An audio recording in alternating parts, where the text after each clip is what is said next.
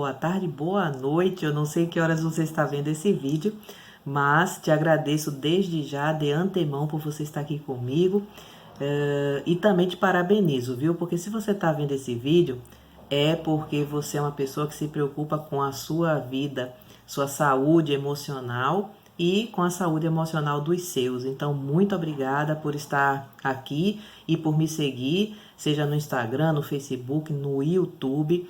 É uma satisfação enorme te ter aqui comigo, viu? Acredite de verdade, porque tudo que eu mais quero, tenho como missão, é poder difundir o conhecimento da psicologia, não apenas para que eu possa contribuir em campanhas tão bonitas como o Setembro Amarelo, mas também para te ajudar a ter mais qualidade de vida, uma vida emocional mais saudável, mais proveitosa. Então, obrigada de verdade. Gente, falar de Setembro Amarelo para mim é super importante, é fundamental, né? Setembro Amarelo, para quem não sabe, é uma campanha que foi criada pela Associação Brasileira de Psiquiatria junto com o Conselho Federal de Medicina e que tem por objetivo principal a prevenção ao suicídio. Eu não podia deixar de participar e de fazer um vídeo falando a respeito do tema, já que para mim, né, como eu falei agora há pouco, uma das minhas maiores missões, a minha missão principal através das redes sociais é poder realmente contribuir com o conhecimento da psicologia, com o conhecimento que vai te levar a ter uma vida emocional mais saudável. E falar de prevenção ao suicídio é falar disso, é falar de viver, né? É falar de ter vida e vida abundante, vida plena, vida feliz. Ok? Então eu separei algumas perguntas que chegaram até mim sobre a campanha do Setembro Amarelo, o que ela é, qual o objetivo, por que a gente tem que falar sobre isso, e também perguntas que são dirigidas, né, ao conhecimento mesmo da prevenção, o que a gente precisa fazer para, de fato, diminuir aí os números, né, da incidência triste, trágica de suicídios no mundo. Eu não sei se vocês sabem, mas infelizmente todos os anos o Brasil perde em torno de 12 mil pessoas, homens e mulheres, jovens e até, infelizmente, crianças que tiram as suas próprias vidas, né? Algumas regiões do Brasil, como o sul do país, tem, infelizmente, uma incidência maior, né? E tem uma série de fatores aí agregados, mas o importante é que nós saibamos que são muitas vidas que se perdem todos os anos. No mundo, pessoal, esse número chega em torno de 1 milhão de pessoas, né? Então, são muitas vidas mesmo que por conta de um sofrimento, por conta de um transtorno emocional, às vezes terminam chegando neste ponto fatídico de uma vida que é tirada, uma vida que deixa de estar entre nós, né? Então, como eu disse, a campanha é super relevante. Aí a primeira pergunta que me fizeram foi a seguinte: Silvia, quando se pensa em suicídio, logo se faz associação com a depressão, né? Mas existem outros transtornos outros distúrbios emocionais que também podem levar ao suicídio? Sim, essa é uma pergunta muito importante. Geralmente as pessoas associam um suicida a uma pessoa triste, a uma pessoa deprimida. Mas, na verdade, né, embora realmente os casos em que a depressão está presente, né, nos pacientes que se suicidaram, seja realmente um número muito grande, mas existe também casos em que pessoas que têm bipolaridade, casos de pessoas que abusam de substâncias psicoativas, pessoas que sofrem com transtorno de ansiedade por conta da angústia que a ansiedade provoca, também são pessoas, né, pessoas que sofrem com ansiedade, depressão, bipolaridade e fazem uso de substâncias psicoativas, estão dentro das estatísticas, né, das pessoas que infelizmente se suicidam. Aí, uma pergunta bem legal que eu encontrei, que chegou, que eu selecionei dentre as que chegaram para mim, é a seguinte: como a gente pode diferenciar uma depressão, uma tristeza passageira de um quadro depressivo? Isso é muito importante, muito legal essa pergunta, porque às vezes, né, a pessoa ela tá com uma tristezinha de nada ou tá passando por um momento mais difícil e a família já fica alarmada, né, já fica achando que aquilo ali pode ser algo grave, etc. E às vezes a pessoa tá passando por uma tristeza profunda, mas nem tá mostrando que tá passando por essa tristeza e ninguém faz nada a respeito, tampouco ela mesma, né? Então, primeiro de tudo, diferenciar é importante, mas o mais importante é você entender o seguinte, que começa a ter risco, começa a ser arriscado por conta, inclusive, do que a própria depressão pode fazer na pessoa, o que a ansiedade pode fazer com a pessoa, o que a bipolaridade pode fazer com a pessoa, quando o dia a dia da pessoa, né, a funcionalidade dela começa a ser alterada, né? Então, quando você vê uma pessoa passando, por exemplo, a pessoa teve a perda de alguém, está em processo de luto, ela está em sofrimento, é uma coisa pontual, é uma tristeza muito grande que a pessoa está enfrentando, mas a pessoa está conseguindo realizar suas atividades, não obviamente nos primeiros dias, né? Mas,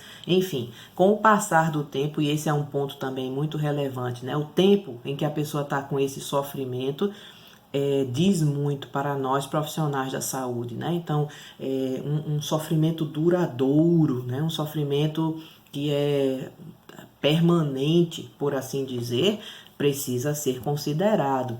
Um sofrimento que altera a funcionalidade, o desempenho, né? Seja pessoal, profissional, estudantil dessa pessoa, ou até um sofrimento que chegue a perturbar ou alterar os relacionamentos que essa pessoa tem e que antes eram bons relacionamentos. Tudo isso tem que ser levado em consideração. Um quadro em que a pessoa tem uma tristeza pontual e que essa tristeza não altera a sua vida de modo geral, pode até ser acompanhado, tratado para que essa pessoa, então, né, sofra menos com essa circunstância, mas não necessariamente vai acarretar num risco. Mas quando começa a ter uma disfuncionalidade, quando a pessoa começa a ter pensamentos alterados, mais pessimistas, quando ela não consegue ver possibilidades que outras pessoas conseguem, quando ela não tem mais esperança, quando ela tem muito desprazer, né? Então tudo isso deve ser considerado, deve ser levado em consideração, né? A tristeza ou um determinado sofrimento, ele com o passar do tempo, com o andar da carruagem, como se diz, todo mundo que já sofreu sabe que com o passar do tempo aquilo vai sendo elaborado e a pessoa vai conseguindo conviver com aquela dor sem sofrer, né? Mas se isso dura e não, se isso persiste, né, e altera a vida da pessoa, então é preciso ter cuidado. Outra pergunta: uma mudança brusca e negativa, né, circunstancial, pode provocar uma atitude suicida? Aí a gente vai lembrar, por exemplo, do que está acontecendo agora, né? Uma mudança tipo a pandemia do Covid-19.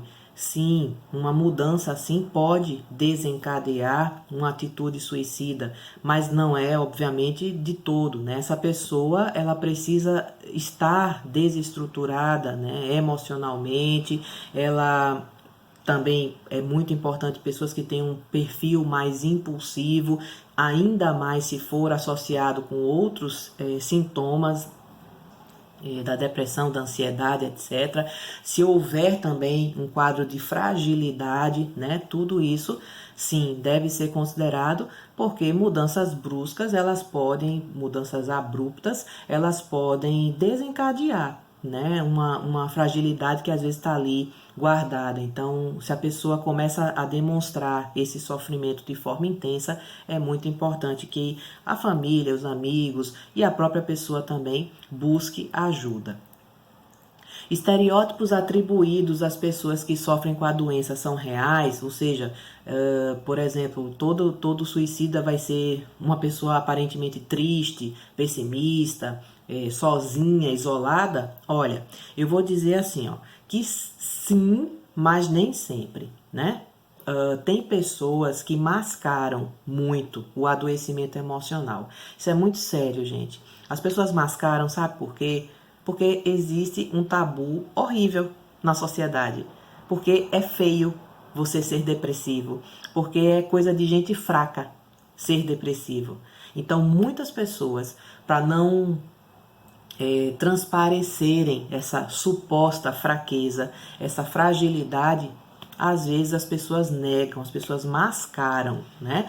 Então, não quer dizer que todo depressivo e todo potencial suicida vá ser uma pessoa que vá demonstrar isso. Às vezes a pessoa está num sofrimento profundo e ninguém está vendo. E às vezes nem ela mesma está reconhecendo, no sentido não de identificar a dor. É óbvio que ela sabe que está em sofrimento, mas ela às vezes não quer dar o braço a torcer de que aquela dor é tão forte assim que ela precise, por exemplo, procurar ajuda, né? Muitos não procuram ajuda.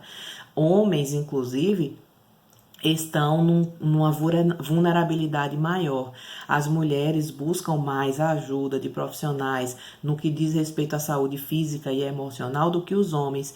E por conta, né, dessa associação infeliz que se faz da depressão e da tristeza com uma fraqueza, com uma fragilidade, os homens não querem, né, se identificar com essa sintomatologia, não querem se reconhecer com essa sintomatologia e por isso eles às vezes cometem em torno de 2 vezes mais suicídios do que as mulheres, ou seja, é muito mais frequente em homens do que em mulheres. Infelizmente, não que fosse bom se acontecesse, né, de igual modo, não é isso, mas infelizmente os homens não buscam ajuda, foi o que eu quis dizer, né? E a gente precisa lembrar de casos, por exemplo, né? Eu me lembro daquele ator, o Robbie Williams, que era um ator, um comediante famoso, fez aquele filme Patch Adams, fez Uma Babá Quase Perfeita, né? E ele, infelizmente, tirou a própria vida. E era uma pessoa que trazia alegria para as outras pessoas. Aparentemente era uma pessoa que não tinha, né, assim, esse quadro, esse perfil, e no entanto aconteceu com ele. Então, às vezes as pessoas mascaram e por isso é importante a gente ter bastante atenção e principalmente a gente tentar desmistificar essa coisa de depressão e sentimentos ruins e vida emocional, né, fragilizada, estar associada com a fraqueza, com a falta de capacidade, de caráter, de querer, né? Eu já ouvi pessoas dizendo assim, porque a pessoa não quer se ajudar. Gente, às vezes a pessoa está doente, ela não vai se ajudar porque ela não consegue, né? E é preciso que a gente entenda isso, difunda esse conhecimento para que mais pessoas sejam salvas e também vivam melhor. Como que o clima escolar e a saúde mental se relacionam? Fantástico. Que tipo de ações as escolas podem fazer para atenuar, né, esse problema e para atuar nesses problemas? Eu acho que sim, existe uma relação aí de saúde mental e escolar e vida escolar. Acho que tem muitos fatores, né? Tem as questões relacionais, como por exemplo, né? Hoje a gente tem visto menos, mas ainda existe muito bullying nas escolas, coleguinhas que caçoam uns dos outros, ou grupos, né, que se unem para, enfim, ou entre grupos e indivíduos fazer algum tipo de intervenção aí que termina sendo desastrosa na vida das pessoas. Acho que isso é um ponto muito importante. A pressão também, né, da carga de estudo, que muitas vezes, não todas as escolas, mas algumas escolas em especial, colocam em cima dos alunos, né? A pressão, por exemplo, em época de vestibular, quantas pessoas aí, quantos adolescentes terceiro-anistas, né? Terminando o ensino médio, nem sei se pode mais falar terceiro-anista, né? Agora é estudante do ensino médio, mas enfim, do terceiro ano do ensino médio, Quantos não sofrem com ansiedade, né, por conta da pressão de ter que passar no vestibular, pressão de ter que escolher uma profissão. Então, tudo isso, e de novo, né, voltando até o que eu falava antes, é uma pressão boa essa, não é uma pressão ruim, e o aluno, o estudante tem que ser ensinado a lidar com essa pressão. Não é tirar o aluno dessa pressão, porque afinal de contas faz parte da vida. Pode-se pensar algumas alternativas, é claro, para se atenuar, né, na medida do possível, por que não? Mas não tirar, né, não suprimir, não dizer, não, vamos agora deixar todo mundo sem estudar. Não é esse o caso. Pelo contrário, tem que enfrentar. Tem uma prova amanhã, tá difícil a matéria, mas vamos lá, você consegue, tem que estudar. O que é que precisa? Não está conseguindo o melhor desempenho? Não está conseguindo entender, busca ajuda, ou seja, estratégias, ferramentas, né? E eu acho que as escolas também poderiam adotar aí, né? E isso é uma utopia da minha parte, quem sabe, né? Mas uma agenda que favorecesse o autoconhecimento, a gestão emocional, né? A autoestima, a busca por um sentido na vida, né? A filosofia, filosofar um pouquinho sobre a vida, né? Eu acho que isso é de uma importância tão grande na nossa sociedade. Filosofar, por exemplo, a respeito das doenças emocionais, né? Entender que elas existem, entender que elas podem ser evitadas, né? Eu acho que uma agenda assim favoreceria demais, né? O que fazer quando uma pessoa fala em tirar a própria vida e quando buscar ajuda? Bem, sempre que alguém fala sobre isso, a gente deve levar em consideração. Algumas pessoas dizem assim, mas fulaninho falou e foi de brincadeira, né? Fulaninho jamais faria isso. Ok, fulaninho pode até ter feito de brincadeira, mas é importante que haja essa escuta, né? Nem sempre a pessoa realmente vai fazer isso, mas é importante atentar, né? E o melhor caminho é buscar ajuda profissional. Por quê? Veja bem, pessoal, entre fulaninho estar brincando, né, e não fazer nada, e ok, não fez nada, e fulaninho aparentemente estar brincando e fazer alguma coisa, daqui a pouco essa intenção realmente virar uma ação e essa vida se perder, é melhor você procurar uma ajuda, né? É melhor você procurar alguém que possa nortear, possa conversar, mesmo porque, vamos lá, que tipo de brincadeira é essa, né? Por que fulaninho está brincando sobre tirar a própria vida? Você não acha estranho? Tanta coisa pode... Uma vez uma pessoa falou assim para mim, não, meu filho já me ameaçou de fazer isso X vezes, né? Por que esse filho está precisando ameaçar os pais de que vai fazer isso? Entendeu o porquê das coisas. Às vezes a pessoa não vai mesmo tirar a própria vida, mas tem uma fragilidade ali. E talvez ela não tire a vida naquele momento, mas se essa fragilidade não for cuidada, não for assistida, quem sabe se isso não vai acontecer no futuro. Então vamos atentar para essa fragilidade, vamos pensar no que está além, né, da tal brincadeira, né? Nunca deve ser desconsiderado, ok?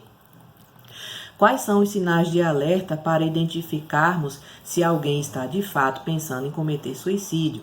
Como abordar alguém que pensa sobre ele? Bem, aí a gente tem que pensar em avaliar sempre a questão do perfil dessa pessoa, o perfil psicológico, o perfil de sintomatologia, se está tendo ou não, né, sintomatologia, se a pessoa está dentro de um grupo determinado, né, de alguns fatores que são importantes de serem pensados e que já se sabe, né, que, digamos assim, há maior incidência de suicídio quando esses fatores são presentes, né? Mas vamos lá, muito importante, é preciso se ver sintomatologia. Dentro daquilo que eu falei antes, sintoma não apenas de estar presente, mas quanto tempo está presente, quanto está afetando a vida dessa pessoa, está demonstrando uma fragilidade, uma vulnerabilidade dessa pessoa, tudo isso tem que ser atentado, né? Quais são esses sintomas? A tristeza é um deles, mas não apenas. Angústia, né? O que é angústia? Às vezes a pessoa fala, é um vazio, é um negócio aqui no meio do peito que eu não sei identificar, mas é ruim. um troço aqui no meio, né? Uma sensação ruim. Às vezes pode acontecer insônia, às vezes pode acontecer alteração do apetite, alteração da libido, irritabilidade, agressividade, fadiga, queda na produtividade, seja realmente de trabalho ou de estudo, perda da capacidade de sentir prazer com coisas que antes se sentia, sentimento de culpa, sentimento de inferioridade, dores no corpo, principalmente dor de cabeça. Algumas vezes, inclusive, pacientes com depressão são diagnosticados com fibromialgia erroneamente, né? Então, Silvia, tem que ter tudo isso? Não, nem tudo vai estar presente. Mas olha que coisa interessante. Gente, por favor, esse conhecimento é muito importante. Os sintomas da depressão, por exemplo, da ansiedade, etc., eles são sintomas que às vezes eles se intercalam. Então, por exemplo, numa semana, o paciente depressivo ele pode ter mais insônia e menos angústia. Ou pode nem ter angústia. Ele fica tristinho e tem insônia. Na outra semana, ele tem insônia e tem angústia e tem um pouquinho de perda de apetite. Aí, quando ele vai também, né, é casado ou casada, vai se relacionar com o esposo, a esposa sexualmente, tem uma perda, o desinteresse, a libido tá lá embaixo. Aí, na terceira semana, a pessoa tá mais irritada, não aguenta nada, fica também, a insônia volta em 1 ou 2 dias da semana, ou seja, a sintomatologia ela vai mudando e ela vai se alternando. Então isso dificulta às vezes que a pessoa identifique nela mesma e nos outros. A pessoa só tem uma coisa, um ponto que é muito importante. A pessoa está diferente, a pessoa se sente diferente ou o outro vê que a pessoa está diferente. Uma hora está com insônia, outra hora está com a libido alterada, outra hora está com falta de apetite, irritabilidade, sentimento de culpa, inferioridade, começa a chorar, uma coisinha acontece e a pessoa já acha que ela é a pior pessoa do mundo. Ou seja, essa alternância, né, da sintomatologia, ela, e às vezes acontece sempre com a incidência, por isso que eu digo, cada caso é um caso.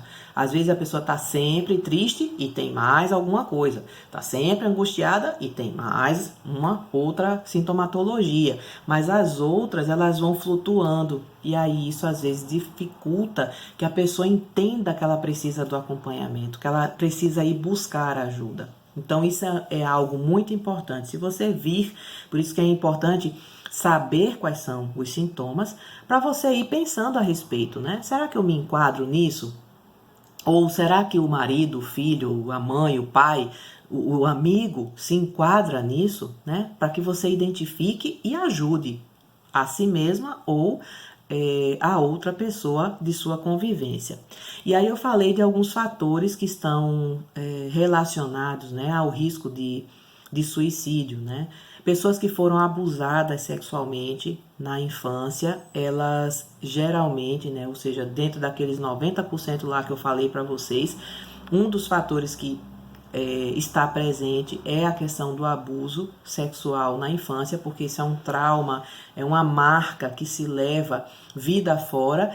E vamos lembrar de novo, muitas vezes fica encoberto, muitas vezes fica escondido por medo, por vergonha. Tem pessoas, eu já recebi pacientes assim que falaram para mim e disseram ninguém mais sabe disso. Pessoas que já chegaram a dizer para mim que não conseguiam, não tinham nem falado em voz alta aquilo, né? De tão vergonhoso, de tão doído que é para a pessoa muitas vezes lidar com uma realidade dessa, um trauma desses, né? Então é muito importante que uma pessoa que tá, né, que tem essa marca aí na sua própria vida e que sente essas alterações, mesmo que elas não sejam assim corriqueiras, elas sejam pontuais, de vez em quando vem um sintoma desses, procura ajuda. Não custa você tratar isso, né, de maneira que isso aí um dia não venha te pesar tanto ou ser mais um fator, né, a ser de repente de risco, né, na sua vida. Pessoas que receberam alta recente de internação psiquiátrica, às vezes também estão no grupo de fatores de risco.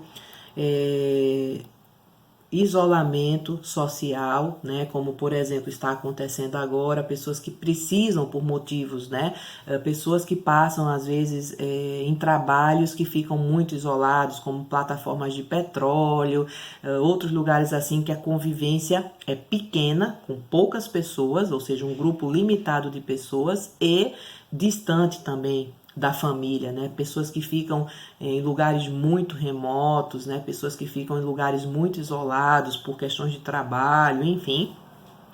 E agora, né, aí na pandemia a gente viu isso com muito claramente, né? O quanto o isolamento repercutiu negativamente na emoção das pessoas, né?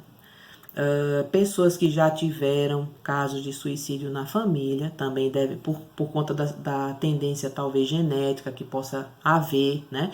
A gente sempre avalia, eu sempre digo a importância da gente avaliar o perfil psicológico da pessoa, que aqui é o perfil psicológico, você vai avaliar as tendências genéticas, a história de vida da pessoa, a história de vida da família dessas pessoas, os padrões comportamentais dela e das famílias de origem, os padrões de pensamento da pessoa, a personalidade às vezes do pai, da mãe, para a gente identificar com quem essa pessoa mais se parece. Então, o perfil psicológico, ele é algo abrangente, ele é algo muito maior do que simplesmente certas frases, né, que se diz, que tentam definir as pessoas. Eu sempre gosto de trabalhar, né, com a perspectiva de que nós somos seres complexos, né, como diria Edgar Morin. E dentro dessa complexidade não cabe nós pensarmos no ser humano dentro de caixinhas, ou seja, tudo que está sendo dito é soldadinho, né, em série, tudo serve igual para todo mundo. Não, nós somos seres complexos. E cada caso é um caso, cada história é uma história. Por conta disso, vários aspectos têm que ser considerados, né? Pessoas que tenham também, outro grupo importante de risco, são pessoas que têm doenças mentais prévias, né? É muito importante pessoas também, obviamente, que já tentaram suicídio antes, né? Isso também é algo muito relevante. E por fim, pessoal, mas não menos importante, eu queria então pensar assim: o que a gente pode, na verdade, fazer para desenvolver ou para melhorar, né? Ou para, na verdade, fazer exatamente a prevenção, não apenas do suicídio, porque o suicídio é um caso extremo, né? Mas de doenças emocionais, de doenças mentais de modo geral, né? Então, é muito importante a gente avaliar esse perfil psicológico que eu falei agora há pouco, né? Nós atentarmos para N circunstâncias, inclusive às vezes sistêmicas, que podem levar a pessoa a estar passando por um quadro de adoecimento e tentar ajudá-la a ressignificar a história, ressignificar padrões comportamentais e de pensamento, de maneira que essa pessoa então viva uma vida plena, né? É muito importante trabalhar a importância que você tem, a autoestima, elevar essa autoestima, né? Esse amor próprio, essa autoconfiança, você entender que sua vida ela é importante, vale a pena e deve ser vivida da melhor maneira possível. Trabalhar, assim como eu falei, né, sobre os jovens, trabalhar a habilidade de conseguir resolver problemas, de conseguir enfrentar situações de crise, situações de dificuldade.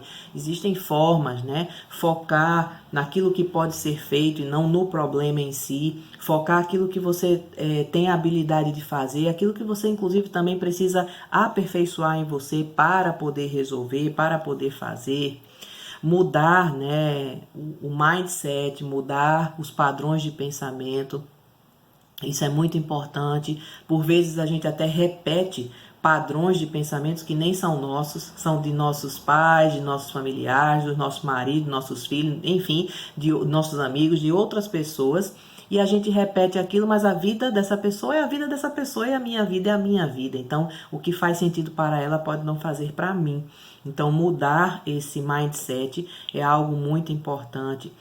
Tentar estabelecer bons laços, bons vínculos sociais, com familiares, com amigos, né? Tentar viver ao máximo o bem-querer ao outro e também que o outro lhe queira bem, né? Você ser uma pessoa agradável para o outro, uma pessoa empática, uma pessoa simpática, né? Tentar trabalhar a saúde relacional, isso é fundamental agora em tempos de pandemia, por exemplo, nós vamos observar nitidamente que as pessoas que têm a facilidade de se relacionar, têm vínculos muito fortes com outras pessoas, elas conseguem se relacionar mesmo que à distância, mesmo que por telefone, porque o vínculo é muito importante. Mas se o vínculo não é tão forte assim, realmente pode haver estranhamento, pode haver dificuldade da virtualidade, né, de se manter, porque as pessoas têm confundido, né, essa questão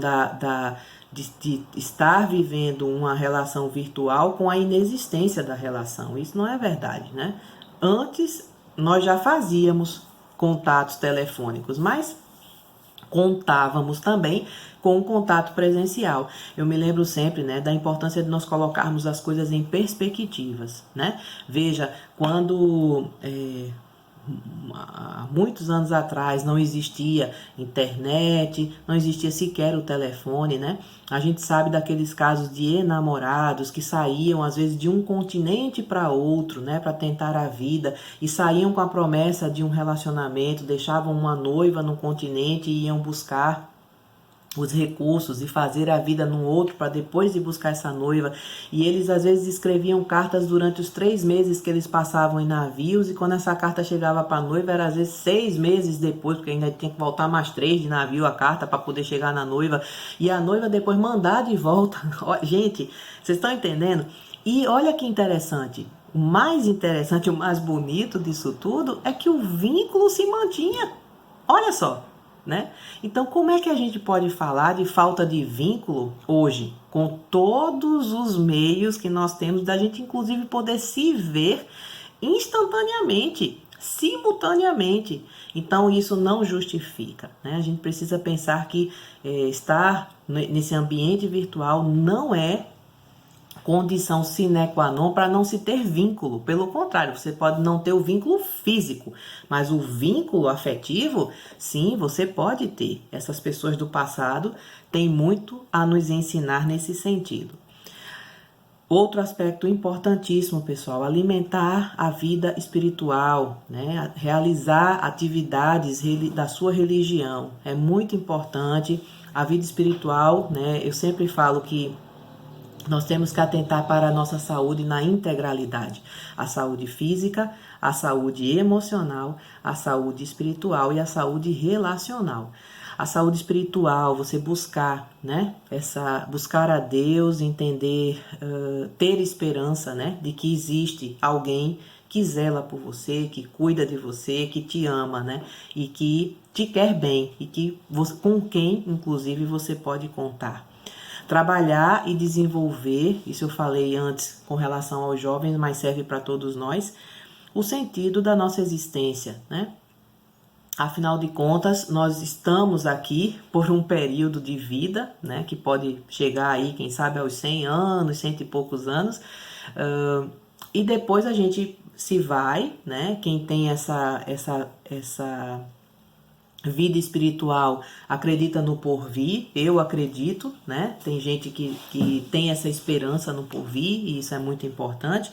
Mas nesse tempo que eu tô aqui, né? Qual é o sentido de eu estar aqui? Por que eu tô aqui? Para que eu tô aqui?